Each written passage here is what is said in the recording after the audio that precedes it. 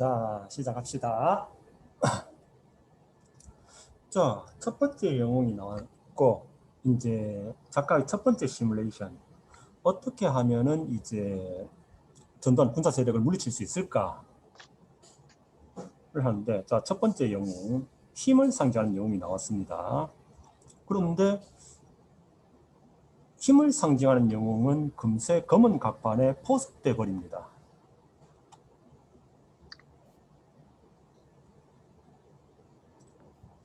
이 부분이 참 한 가지 재밌는 게, 김은열 씨가 우리들의 일그러진 영웅에서는 권력을 무너뜨릴 수 있는 것은 더 큰 권력밖에 없다라고 했었는데,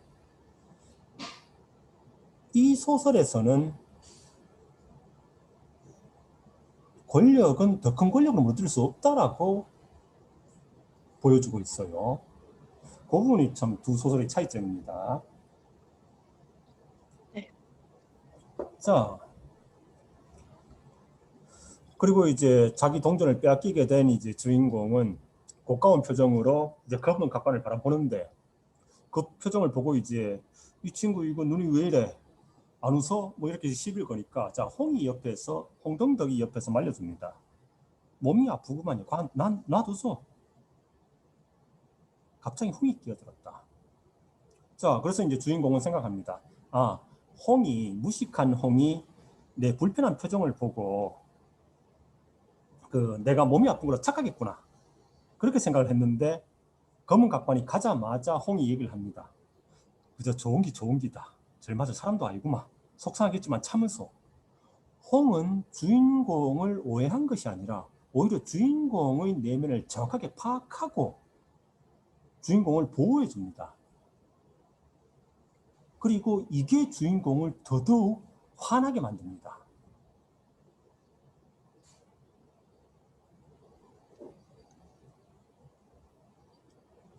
자, 여기서 이제 우리가 알 수 있는 것은 주인공도 홍동덕도 사건에 전혀 개입하지 않는데, 자, 어쨌거나 주인공은 이 사건을 관찰하는 사람으로서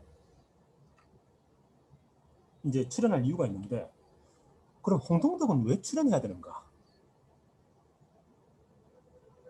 이 소설에서 홍동덕이 하는 유일한 역할은 주인공을 분노하게 만드는 겁니다. 그래서 주인공의 부끄러움을 심화시키는 겁니다.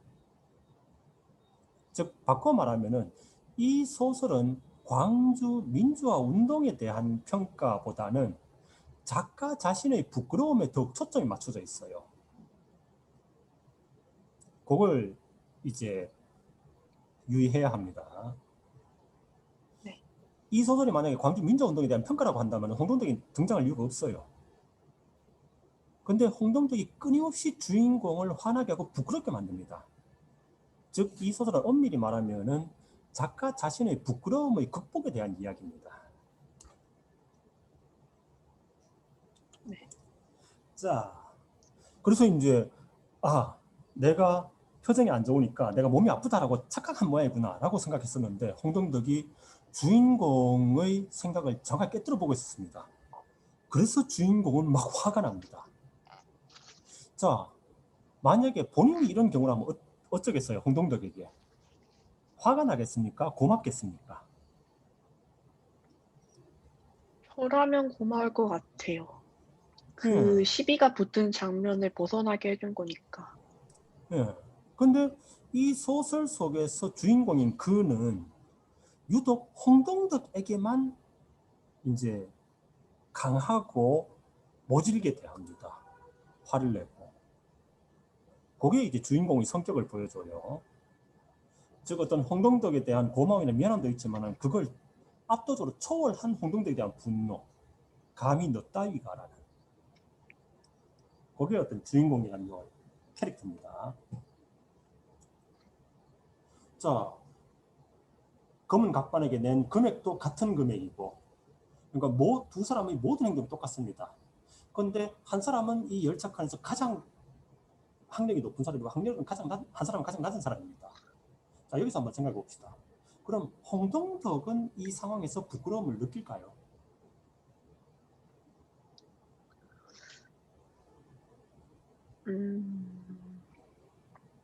내가 저 100명의 제대병들을 내가 이렇게 세우지 못하고 있다. 내가 저들을 이끌고 움직이지 못하고 있다.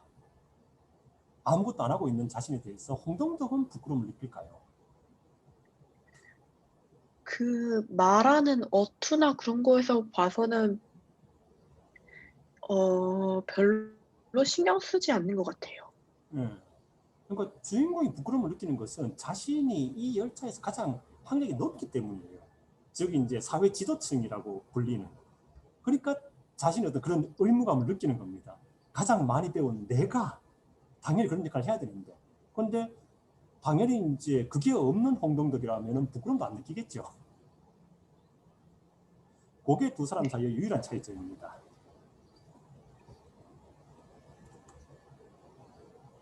자, 홍동덕은 이제 주인공으로부터 욕을 먹으면서도 주인공의 화를 풀어주려고 이제 소주를 사주고, 근데 이제 또 소주를 마시려고 하는 이제 주인공에게 말 한마디 했다가 이제 주인공이 그만해. 거의 새파랗게 날선 표정을 보아 홍도 약간 움찔했다. 주인공은 딱 한 사람, 홍동덕에게만은 강합니다. 왜 주인공은 홍동덕에게만은 강할까요? 검은 각관에겐 잭스리도 못하면서. 그 자신의 학력이 홍동덕보다 더 강하니까 그것을 힘이라고 생각하고 있는 것 같아요. 네, 그런 게 깔려 있겠죠. 그런데 여기서 보이다시피 이제 그 주인공을 그라고 호칭하고 있습니다. 즉 주인공을 바라보고 있는 또 다른 화자가 있어요. 네. 그러니까 사건을 관찰하는 주인공이 있고 그 주인공을 관찰하는 화자가 따로 있습니다. 그런데 주인공도 화자도 본질적으로는 이문열 씨예요. 참 희한한 설정입니다.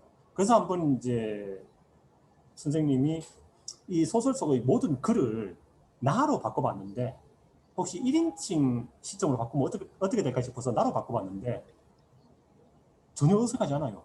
아주 매끄러워요. 그러니까 이 문장이 나의 새파랗게 날선 표정을 보자 홍도 약간 움찔했다. 전혀 이상하지 않아요. 그런데 네. 왜 굳이 3인칭으로 했을까? 묘한 작품입니다. 실제로 이제 우리들이 그린 내용 같은 경우에는 1인칭 주인공 시점으로 했잖아요. 네. 한병태의 나의 시점. 자, 계속 보도록 합시다. 자, 근데 여기서 이제 또 두 번째 주인공이 나타납니다. 즉, 작가는 두 번째 시뮬레이션을 합니다. 두 번째 영웅은 이제 법, 원칙, 정의를 상징합니다. 그러니까 전두환 세력에게 법과 원칙과 정의를 내세운다면은 혹시 통하지 않을까? 이게 이제 두 번째 시뮬레이션입니다. 근데 이제 이 두 번째 영웅이 주인공과 가장 닮은 인물이기 때문에 아마 이 순간에 주인공은 가장 큰 부끄러움을 느꼈을 것 같아요. 왜냐하면 자기가 해야 될 역할을 이 두 번째 영웅이 하고 있으니까. 근데 두 번째 영웅은 자기보다 학력은 낮은데 자기보다 또 체격도 왜소해요. 즉 자기보다 학력도 낮고 자기보다 더 약한데도 두 번째 영웅은 일어섰습니다. 아마 거기에서 주인공은 다른 영웅에 비해서 특히 두 번째 영웅의 출연에 가장 부끄러움을 느꼈을 거예요. 네. 자, 두 번째 영웅은 법과 원칙을 내세웁니다. 돈이 아까운 게 아니라 내야 할 이유가 없기 때문이요. 자, 그리고 결과는 개새끼 문자 쓰고 있네. 당신 사람을 쳤어. 내 반드시 군법 후에 당신을 걸겠어. 부당한 명령은 거부할 수 있어. 거기다 당신은 내게 명령권도 없어. 이건 폭행이요. 당신도 고발하겠어. 이 새끼는 판사와 검사를 애비애미로 태어났나? 아, 나 법 여기 있다. 그러면서 이제 두 번째 영웅은 처참하게 무너집니다. 즉 두 번째 시뮬레이션을 통해서 이문열 씨는 법과 원칙도 전두환 세력을 물리칠 수 없다라고 보여줍니다. 자, 그럼 이쯤에서 이제 궁금증이 생깁니다. 그럼 도대체 어떻게 해야지 전두환 세력을 무너뜨릴 수 있는가? 그거에 대한 답이 이제 우리들이 읽은 내용에서 6학년 담임 선생님으로 나왔지요. 네. 자, 그리고 한번 생각을 해봅시다. 자, 법과 원칙을 내세워서 저항하다가 이제 피투성이가 된 이 두 번째 영웅. 이 영웅은 부끄러움을 느낄까요?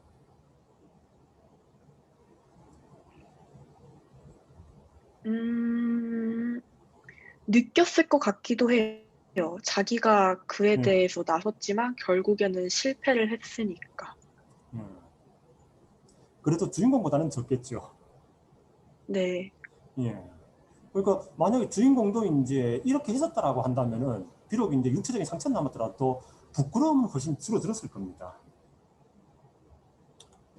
자, 그런데 이제 때마쳐 이제 그 같이 이제 술 한잔 하러 갔던 첫 번째 영웅도 끌려가서 두들겨 맞고 이제 처참한 몰골로 돌아옵니다. 즉 이제 힘으로도 법과 원칙으로도 전단을 무너뜨릴 수 없다. 자, 그럼 도대체 어떻게 무너뜨릴 수 있는가? 그걸 이제 세 번째 영웅이 보여줍니다. 자, 세 번째 영웅은 이제 선동가입니다. 제대병들의 뒤에 숨어서 제대병들의 자존심을 건드립니다. 근데 여기서 두 번째 영웅과 세 번째 영웅을 우리는 비교해 볼 필요가 있습니다. 자, 세 번째 영웅은 야, 이 답답한 친구들아, 3년간 당한 것도 분한데 끝나는 오늘까지 당하고만 있을까요? 우리는 100명이란 말이요. 그런데 5명한테 당했어야 썩었어. 불알투를 떼버리란 말이요. 집에 가서 이야기를 어떻게 할 거요? 애인 보고는 뭐라고 할 거요? 그러자 두 번째 영웅이 나섰을 때는 안 움직이던 이 제대병들이 움직이기 시작합니다. 두 번째 영웅과 세 번째 영웅 사이에 어떤 차이가 있죠? 두 번째 영웅은 혼자 나서서 그들이 옳지 않았다는 것을 비판했고, 예, 세 번째 영웅은 자신이 직접 나서기보다는 너희들이 예, 잘못했다. 너희들이 지금 가만히 있는 게 잘못된 것이다. 라고 가만히 있는 이들을 비판했어요. 예. 자, 중요한 게 하나 나왔고, 자기가 직접 나섰던 거, 숨었던 거, 그게 두 번째 영웅이 실패한 이유와 세 번째 영웅이 성공한 큰 차이점입니다. 또 어떤 게 있을까요? 내용적으로는 어떤 차이가 음, 있습니까? 두 번째 영웅 주장과 세 번째 영웅 주장, 내용적으로.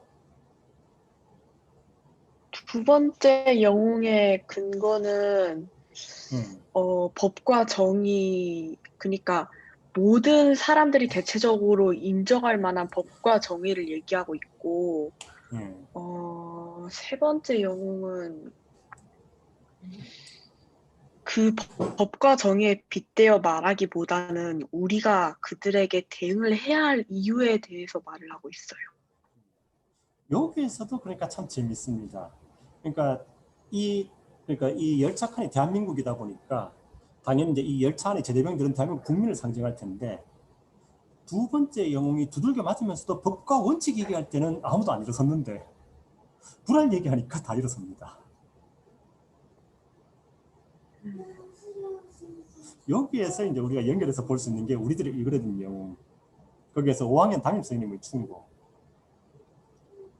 그러니까 그래 서울처럼 아이들이 모두 똑똑하다면은 반은 그렇게 민주적으로 운영되는 게 좋겠지. 하지만 이 반 아이들을 봐라 라고 했던 담임 선생님의 충고. 두 번째 영웅이 법, 원칙, 정의 내세울 때는 아무도 안 일어섰는데 쪽팔리지도 않냐? 불안을 떼버려 라고 하니까 100명이 일어섭니다. 즉 작가는 여기서 보여줍니다. 대한민국 국민들을 움직이려면은 법과 원칙과 정의 내세워서는 안 된다.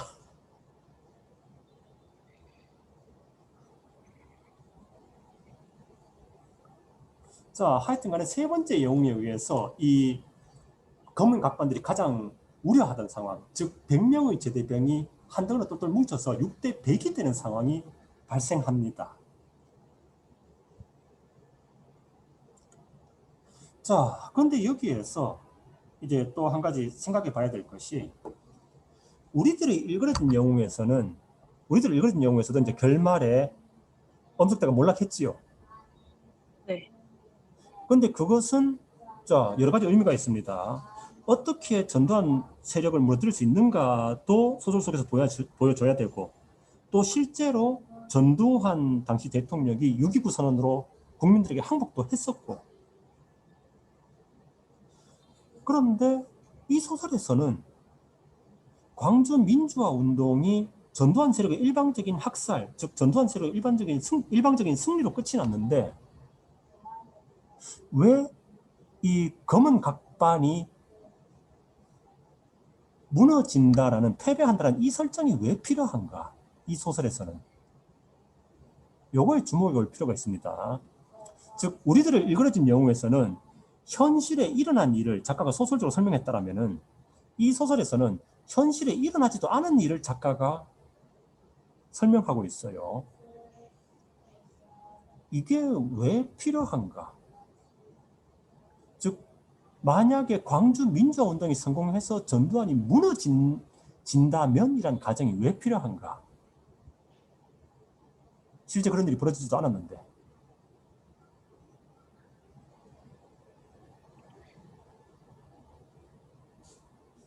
그 부분이 이제 이 소설의 핵심입니다. 그러니까 이문열 씨의 소설은 사실 이제부터가 시작이에요. 만약에 다른 사람의 소설이었다고 한다면 요쯤에서 이제 그 제대병들이 똘똘 뭉쳐서 검은 각반을 쫓아내고 제대병들이 환호하면서 끝났을 거예요.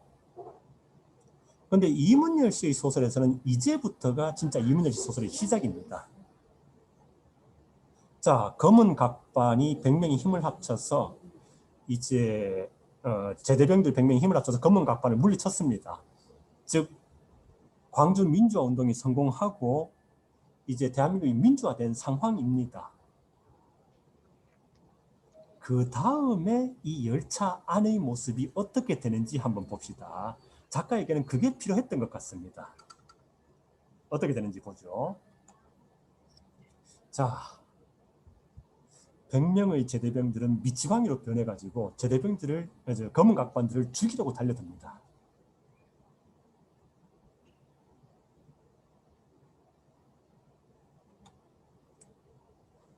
역설과 고함 속에서도 조금씩 튀어주는 길로 검은 각반들은 조금씩 헤쳐나갔다. 약간은 후련해하면서도 여전히 전권 밖에서 그 소동을 지켜보던 그는 왠지 이번에는 허전한 마음이 되어서 그런 검은 각반들의 탈출을 바라보았다. 전권은 점점 그의 좌석 부근으로 옮겨오고 있었다. 자, 거기서 또 홍동덕이 주인공의 마음을 짚어냅니다. 아니 참말로 어디서 사는지 모르겠구만. 가겠다면 보내주고 말기지. 그냥 곱게 보내주고 자 되찾은 자유를 맡기가면 될 거지. 왜 저렇게까지 잔인하게 해야 되나?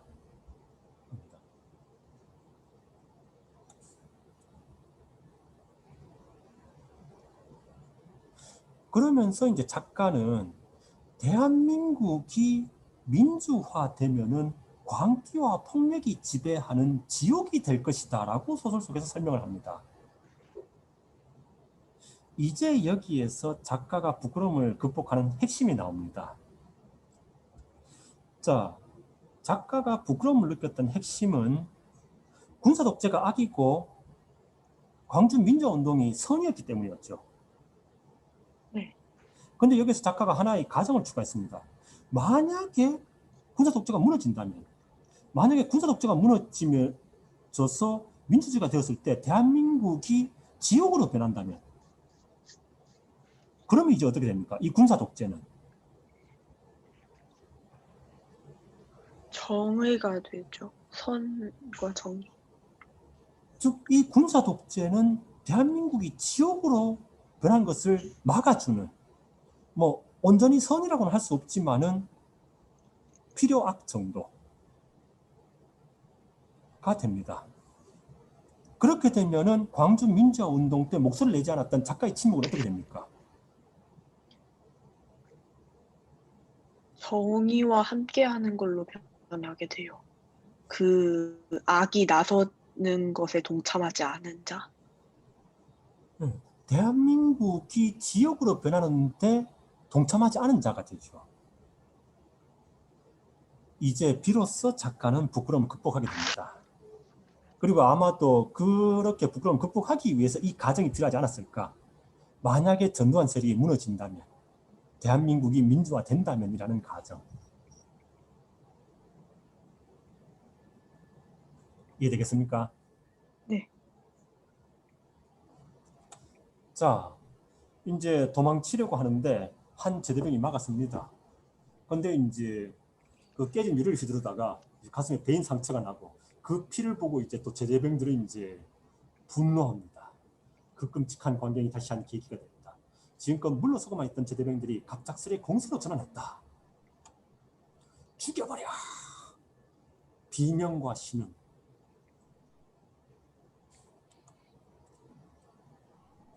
자, 검각반은 이제 무릎 꿇고 비는데 형님들 살려주십시오. 용서해 주십시오. 한 번만. 근데 말 끝나기도 전에 이제 누군가가 걷어찹니다. 그런 한동안 거의 망연한 기분으로 이제는 잔인한 린치로 변한 그 광경을 살펴보았다. 자, 한번 봅시다. 제대병들은 이제 담뱃불로 가지고 이제 검각반을 지지는데, 자, 이 열차 안의 상황. 살 타는 냄새, 비명 소리, 바닥에 흐르는 피, 깨진 유리창, 죽이라는 고함 소리, 살려달라는 애원의 소리. 자, 그러면은 이제 지금 이 상황에서 만약에 다시 주인공에게 한번 물어봅시다. 너는 어떻게 택할래? 검은 각반들이 지배하던 때, 이제 검은 각반들이 몰락하고 민주화가 된 때, 만약 주인공에게 다시 선택하라고 하면은 주인공은 어느 쪽을 선택할까요?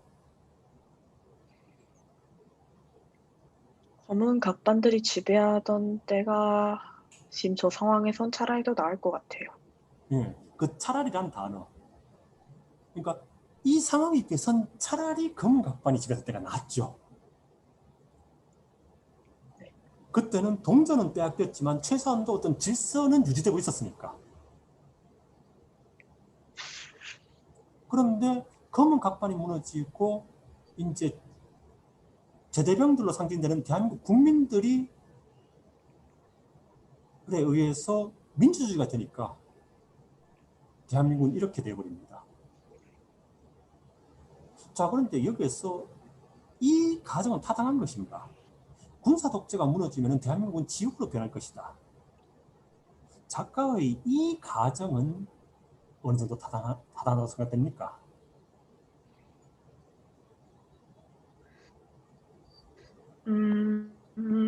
저는 사실 군사 독재를 겪어보지 않아서 잘은 예. 모르겠지만, 예.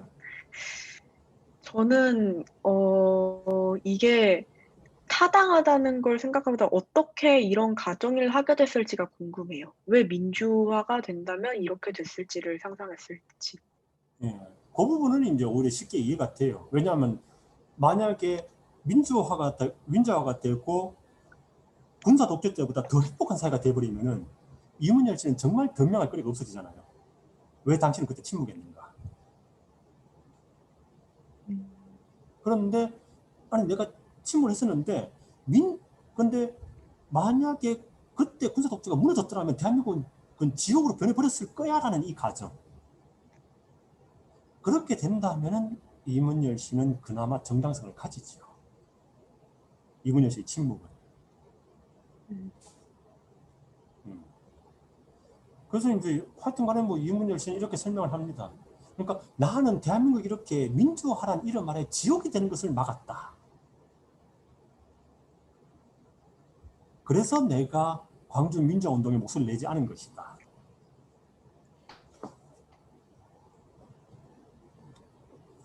그래서 이렇게 이제 반은 지옥으로 변하고, 그리고 이제 이런 설정은 이제 우리들의 읽은 내용에서도 반복돼서 나왔었지요.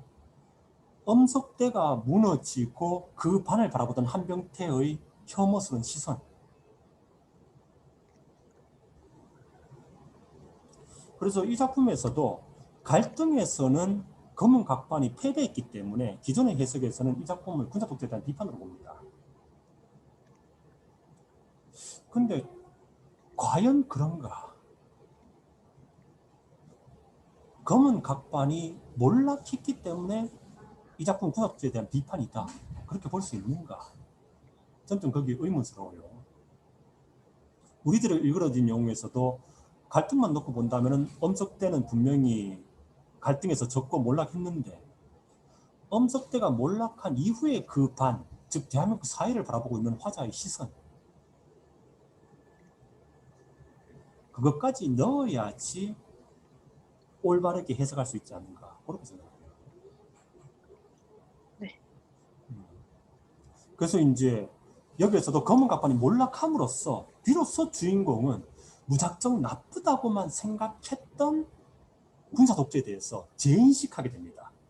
마치 한병태가 엄석대가 무너짐으로써 아, 사실 엄석대가 우리 반을 위해서 이만큼을 해주고 있었구나라는 것을 깨달았듯이.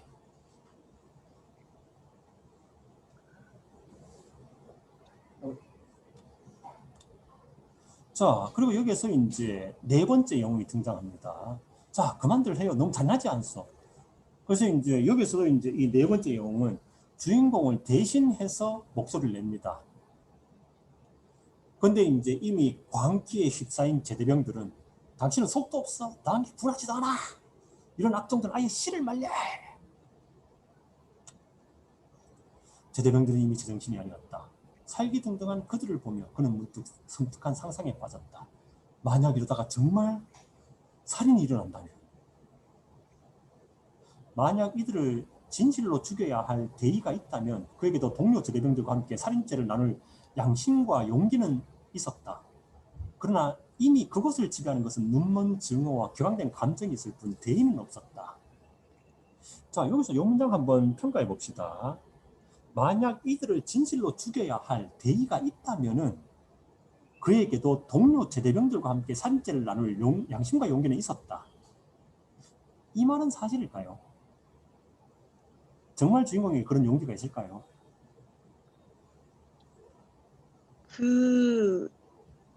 이게 그 100명의 앞에 나서서 맞는 그 고통보다 살인죄로 감옥에 가는 게 사실 더 큰 거잖아요. 네. 그리고 그 100명이 당하는 상황에서 나서지도 못한 주인공이 그거보다 더 큰 위험인 살인죄를 받는 거에 동참할 위인으로 보이진 않아요.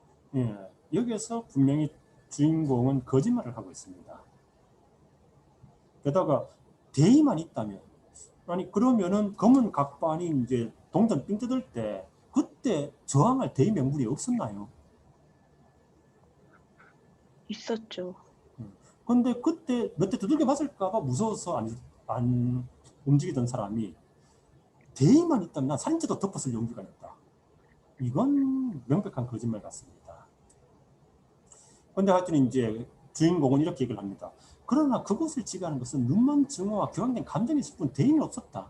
즉 이 말을 어떻게 바꿀 수 있는가 하면은 광주 민주화 운동에는 눈먼 증오와 격앙된 감정만 있을 뿐 대의가 없었기 때문에 내가 침묵한 것이다. 작가는 이렇게 자신의 침묵을 설명합니다.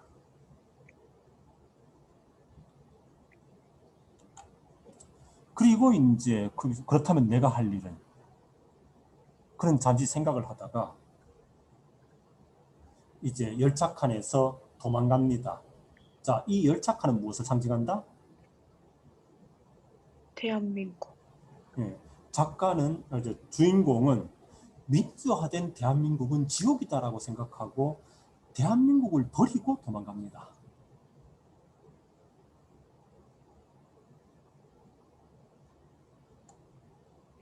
그래서 이제 전반부에 작가가 부끄러움을 느꼈던 이유는 민주주의가 선이고 군사 독재가 악이다라는 인식 때문입니다.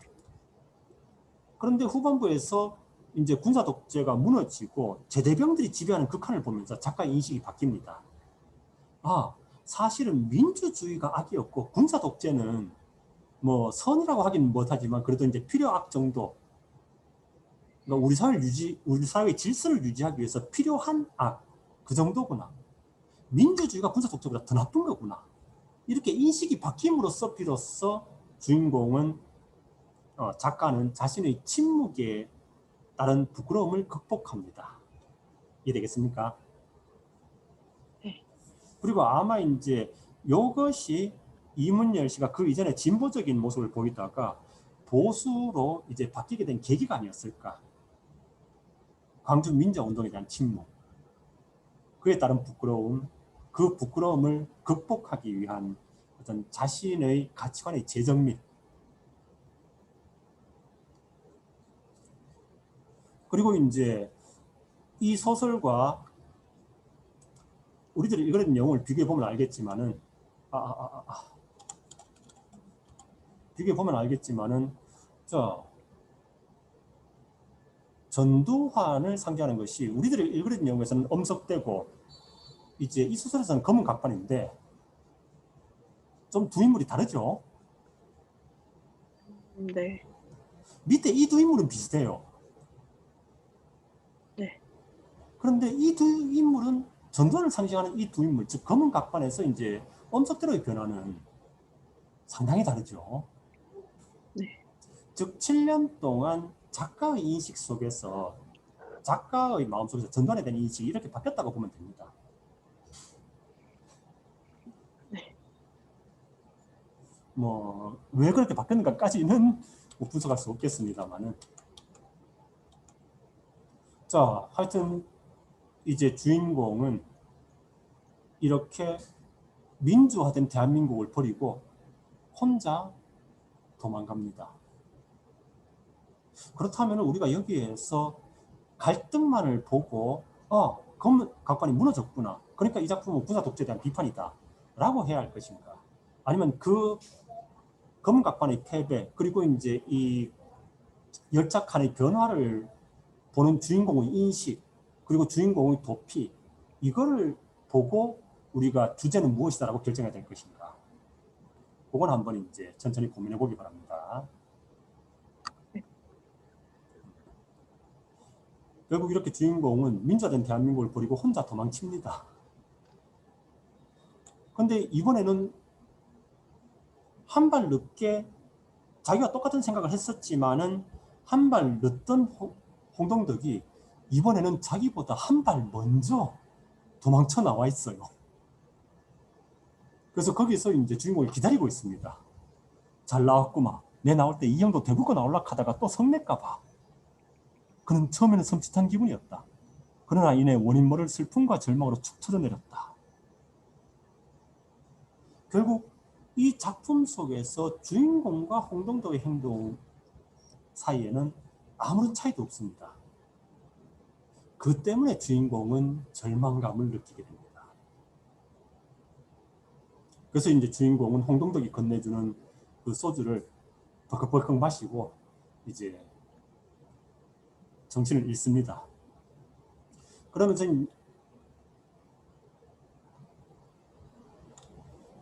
이제 소설이 끝나면서 이 소설의 제목이기도 한 필론의 돼지, 뭐 최근 판에서는 이제 필론과 돼지라고 나오는데 필론에 대한 에피소드가 나오는데, 뭐 사실 그 필론에 대한 에피소드도 원작과는 다르게 그냥 작가가 그냥 이름만 가져와서 대충 비슷하게 그냥 쓴 거예요. 실제 필론 에피소드는 이것과 좀 다릅니다. 하여튼 뭐 이 소설에 실린 필론의 에피소드는 그 배가 필론이 배를 타고 이제 출발을 했는데 사람들이 이제 필론이라는 현학자, 뛰어난 지식인을 알아보고 필론에게 이제 막 우리에게 가르쳐 주십시오라고 막 요구를 합니다.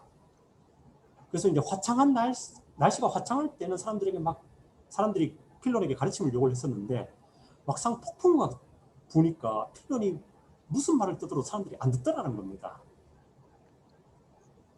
그때 필론이 이 폭풍우 속에서는 나의 이 어떤 지식도 쓸모 없어지는구나, 그런 좌절감을 느끼고, 그럼 나는 뭘 해야 되지 이렇게 살펴봤는데, 그러다 보니까 저 구석에 돼지가 한 마리 자고 있더랍니다. 필로는 거기 가서 이제 돼지 흉내를 내면서 그냥 자기도 돼지와 함께 엎드려 잔다. 그래 끝이 났는데, 마지막에 이 에피소드는 왜 등장할까요?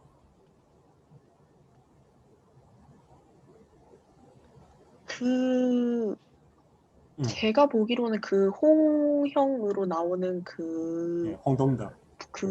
네, 그 홍동덕을 아마 그러니까 자신이 인간이라면 똑똑한 지식을 가진 인간이라면 홍동덕은 평범한 인간보다도 낮은 지식을 가진 동물처럼 보고 있는 것 같아요. 음, 근데 결국에는 그 그런 우왕좌왕한 그 복잡한 상황 속에서는 자신이 가진 지식은 사실 쓸모가 없었고 자신도 돼지처럼 행동을 할 수밖에 없었다? 예. 약간 그러니까 지식의 예.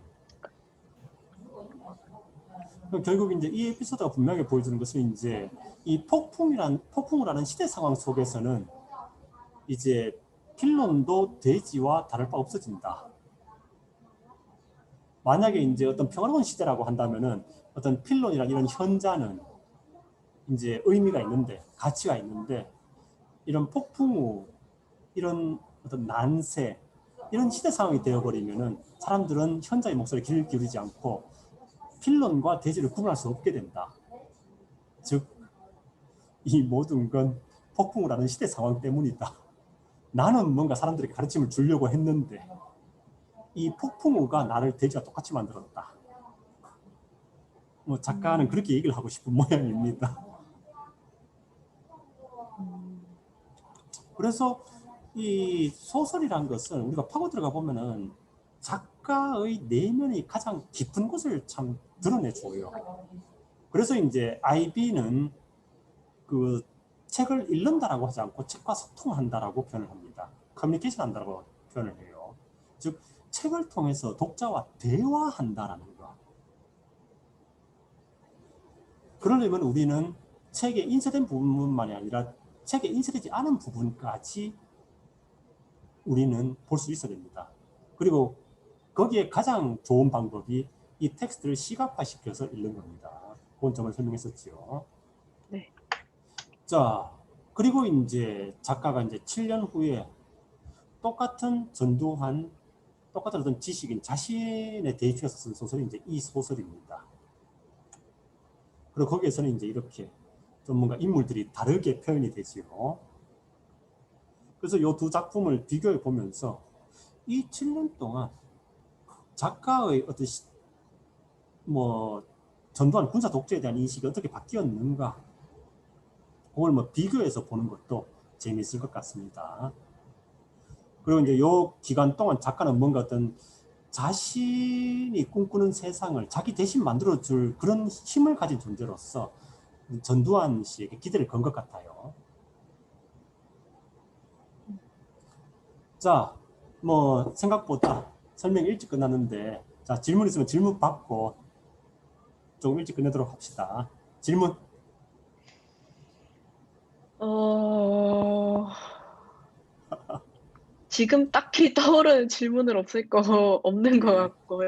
예, 예, 혹시 나중에 다시 생각하다가 떠오르는 궁금증 있으면 질문해도 되나요? 예, 예, 뭐 메일로 보내줘도 좋고. 예, 그 선생님이 설명해 준 내용 가지고 한번 이렇게 쫙 고쳐 보면서 한번 이 작품에서 선생님 혹시 발견 못한 부분은 없는지 한번 잘 찾아내 보기 바랍니다. 네. 예, 오늘 토요일 날 저 쉬는데 저 수고 많았어요. 아니에요. 너무 감사합니다. 예, 남은 주말 잘 보내고. 네, 감사합니다. 예, 그럼